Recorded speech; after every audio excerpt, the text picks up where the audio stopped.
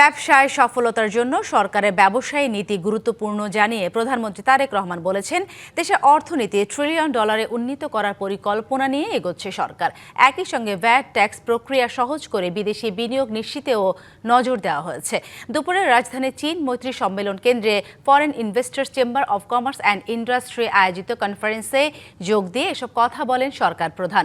বাংলাদেশে অনেক চ্যালেঞ্জ আছে জানিয়ে তিনি বলেন, টেকসই ও স্থায়ী বিদেশি বিনিয়োগ নিশ্চিতে দেশের ব্যবসা বাণিজ্য ও শিল্পকে সর্বোচ্চ নীতিগত সহযোগিতা অব্যাহত রাখা হবে।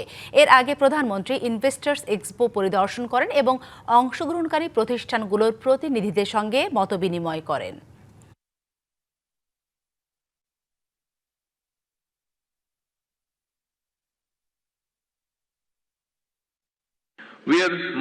বাংলাদেশের অনেক চ্যালেঞ্জ আছে, একই সাথে রয়েছে সমর্থনও। 2036 সালে দেশের অর্থনীতি $1 ট্রিলিয়ন উন্নীত করার পরিকল্পনা নিয়ে এগোচ্ছে সরকার। একই সঙ্গে ভ্যাট ট্যাক্স প্রক্রিয়া সহজ করে বিদেশি বিনিয়োগ নিশ্চিতেও নজর দেওয়া হয়েছে। দেশ জুড়ে যে কোনো কেনাকাটায় 10,000 টাকার বেশি অফার, তাই পেমেন্ট মানেই বিকাশ।